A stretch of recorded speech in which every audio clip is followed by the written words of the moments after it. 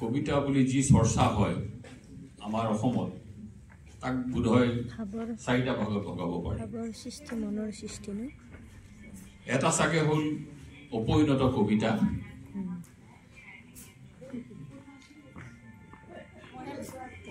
এটা হ'ল অকবিতা, আৰু দুটা ভাগৰ কবিতাৰ এটা হ'ল কবিৰ কবিতা আৰু আনটো হ'ল জনতাৰ কবিতা। মই কবিতাক তেনেধৰণেই এতিয়ালৈকে উপলব্ধি কৰি আহিছোঁ। আমাৰ বিশেষকৈ অসমীয়া কবিতাৰ যি কবিতা চৰ্চা চলি আহিছে, মোৰ এটা দীৰ্ঘদিনীয়া ধাৰণা যে আমাৰ অসমীয়া কবিতাত চাগে এই চাৰি শ্ৰেণীৰ কবিতা আমি পাইছোঁ। অকবিতা আপোনালোকে সকলোৱে জানেই, যি যাক লিখা হয় আচল কবিতা বুলি, আচলতে সেইবোৰ কবিতা নহয়, সেয়াই হ'ল অকবিতা। উদাহৰণ দি মই এতিয়া আমনি নকৰোঁ কাকো। যিসকল কবিতাৰ প্ৰকৃত পাঠক অনুজ নীলিমে এটা কথা কৈ গ'ল যে কবিতা এটা লিখিলে সকলোৱে যদি বুজি পালে সি কি কবিতা হ'ল। তেওঁৰ মতে কবিতাত কিছু জটিলতা থাকিব লাগে। মানে সেই কথাটো তেনেধৰণেৰে কোৱা যেন লাগিল মোৰ। মানে দুৰ্বোধ্যতা কিছু থাকিব লাগে, সহজে বুজি পোৱা হ'ব নালাগে। মই সেইটোকে ক'ব খুজিছোঁ। যদি সি বুজিয়েই নাপাওঁ আমি, তেতিয়াহ'লে সেইটো কবিতা কাৰ বাবে কবিতা হ'ল? গতিকে কবিৰ সেইটোৱে হ'ল কবিৰ কবিতা, যাক কেৱল তেওঁৰ দৰে কবিয়ে কিছুমানে বুজি পাব, সেয়ে হ'ল কবিৰ কবিতা। আৰু জনতাৰ কবিতা হ'লে তাক জনতাই বুজি পাবই লাগিব। আজি নলিনীধৰ ভট্টাচাৰ্যৰ কবিতা বুজি পাবলৈ কোনো টান নহয়, হীৰেণ ভট্টাচাৰ্যৰ কবিতা বুজি পাবলৈ টান নহয়, আমি সকলোৱে বুজি পাওঁ। এইদৰে অজস্ৰজন, কেশৱ মহন্তৰ কবিতা বুজি পাবলৈ কোনোৱে টান নাপায়। এইদৰে অজস্ৰজন অসমীয়া কবি আছে।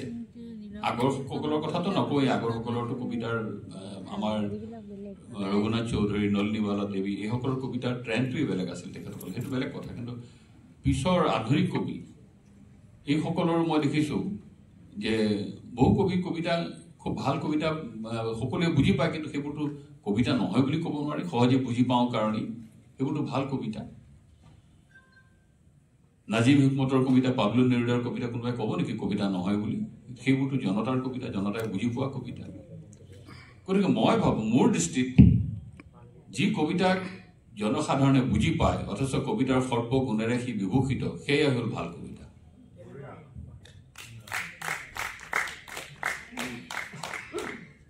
এতিয়া ধৰক এটা কথা, এতিয়া কবিতাত এইটোও ঠিক যে কেতিয়াবা কেতিয়াবা কিছু জটিলতা আহে, আৰু সেইটো আহিবলৈ বাধ্য হয় কেতিয়াবা কেতিয়াবা। কিন্তু জটিলতা আনো বুলিয়ে এতিয়া কিছুমান যদি আমি মেটাফৰ, ৰূপক বা চিমিলি, অনুৰূপ যিটো আৰু সেয়া ধৰক যেতিয়া কবিয়ে নিৰ্মাণ কৰে, কবিতাটো মূলতঃ ভাল কবিতা নিৰ্মাণ কৰা হয়। এইটোও ঠিক যে কবিতা সেই আগৰ দৰে কবিতা মনলৈ ভাৱ এটা মনোভাৱ এটা আহিল, তাক প্ৰকাশ কৰি দিলে সিয়ে কবিতা হ'ব নোৱাৰে। কবিতা আজিকালি অলপ মগজুৰ কচৰত লাগে। কবিতা ভাল কবিতা এটা হ'বলৈ হ'লে তাক নিৰ্মাণ শৈলীত কবিয়ে গুৰুত্ব দিব লাগে, সেইটো সঁচা কথা। গতিকে সেই নিৰ্মাণ কৰিবলৈ যাওঁতে এতিয়া যদি একদম সাধাৰণ কৃষি লোকগ্ৰাহ্য নহয়, তাত যিবোৰ ৰূপক ব্যৱহাৰ কৰা হয় বা যা চিত্ৰকল্প যিবোৰ নিৰ্মাণ কৰা হয়, সেইবোৰ যদি একদম লোকগ্ৰাহ্য নহয়, তেতিয়াহ'লে সি কেনেকৈ ভাল কবিতা হ'ব পাৰে? এতিয়া ধৰক এটা মই কথা কৈ আছোঁ, এতিয়া মেটাফৰ বুলি যাক কোৱা হয়, এতিয়া সেই বস্তুটো হ'ল কি, দুটা এটা একদম বৈসাদৃশ্য থকা বস্তুৰ মানে তুলনা এটা কবিতাত আহিব পাৰে। ধৰি লওক এতিয়া সেই বস্তুটো এনেকুৱা ধৰণৰ যে মানুহ আৰু কুকুৰ, এই দুটা আচলতে তুলনা নহয়। মানুহ, কুকুৰ।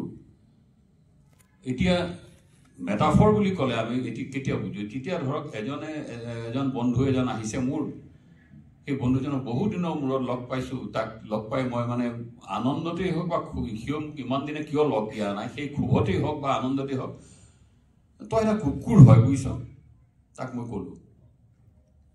Date is metaphor.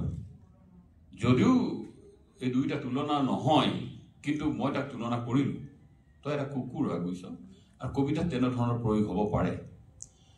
ঠিক তেনেধৰণৰ চিমিলি, যিটো অনুৰূপ শব্দ আমি ব্যৱহাৰ কৰোঁ, যে বন্ধুজন আহি আছে আৰু জঁপিয়াই জঁপিয়াই দৌৰি দৌৰি আহিছে, মই হাঁহি পেলাই কৈছোঁ তোক একদম কুকুৰৰ দৰে লাগিছে। যে এইটো ডেট ইজ চিমিলি। এই ধৰণৰ এইবোৰ বস্তু, এনেধৰণৰ মেটাফৰ বা চিমিলি ব্যৱহাৰ হ'লে সি হ'ল লোকগ্ৰাহ্য। তাক সহজে মানুহে বুজি পায় আৰু কি ক'ব বিচাৰিছে, তেওঁ বুজি পায়, যেনে বুজি পাব যে তেওঁ সেইজনক কুকুৰ বুলি কোনো অৱমাননা কৰা নাই। সেইটো এটা তেওঁ কি ধৰণৰ, মই কি ভাৱত কুকুৰ বুলি কৈছোঁ, সেইটো কুকুৰৰ দৰে লাগিছে, সেইটো মই কি ধৰণে কৈছোঁ বুজি পাব। আৰু মই ভাবোঁ যে আমি কবিতাত যিবোৰ ব্যৱহাৰ কৰোঁ মেটাফৰ বা চিমিলি, সেই ধৰণৰ লোকগ্ৰাহ্য হ'ব লাগে, মানুহে বুজি পোৱা ধৰণৰ হ'ব লাগে। একদম অসম্ভৱ অবাস্তৱ কিবা এটা মেটাফৰ বা চিৰি এটা মই সৃষ্টি কৰি লৈ, চিত্ৰকল্প এটা মই সৃষ্টি কৰি লৈ এৰি দিম, পাঠকক পাক ঘূৰণি খুৱাই থাকিম, পাঠকে তাক বিচাৰি বিভ্ৰান্ত হৈ ফুৰিব, সেইটো বৰ ভাল কথা বুলি মই নাভাবোঁ। আৰু সেইটো কবিৰ সাৰ্থকতা নহয় বুলি ভাবোঁ। তাতেই কবিৰ অসাৰ্থকতা। এতিয়া ধৰক সেই মই আকৌ ক'ম যে কবিতাত দুৰ্বোধ্যতা আহিব পাৰে কেতিয়াবা কেতিয়াবা, কাৰণ চিত্ৰশিল্পী আৰু কবিৰ দশা একেটাই।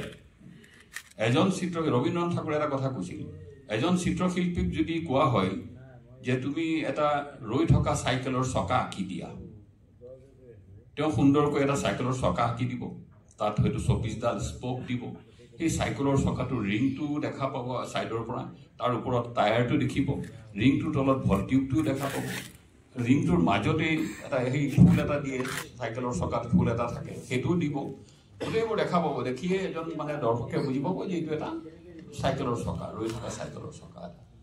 সেই শিল্পীজনকে যদি কোৱা হয় যে এই চাইকেলৰ চকাটোৱে দুৰন্ত গতিত যেতিয়া এখন চাইকেল গৈ থাকিব, এই চাইকেলৰ চকাটোকে দুৰন্ত গতিত গৈ থকা এটা চাইকেলৰ চকা হিচাপে আপুনি আঁকি দিব, এতিয়া সেই শিল্পীজনে বাৰু আপুনি বুজি পোৱাব লাগিব বুলিয়েই তাৰ সেই টায়াৰ টিউব, ভলটিউব, মাজৰ ফুলটোৰে সৈতে 24ডাল স্পকৰে সৈতে জিলিকাই আপোনাক আঁকি দিব পাৰিবনে?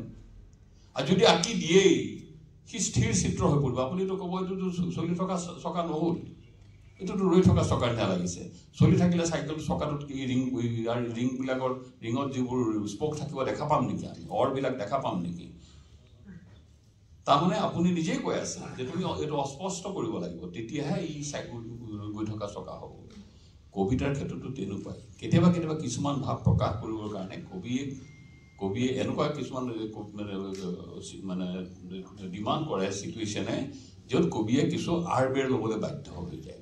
আৰু আৰবেৰ ল'লেহে আপুনি আচলতে কবিতাটোৰ গুৰুত্ব বা সাৰমৰ্ম উপলব্ধি কৰিব পাৰিব।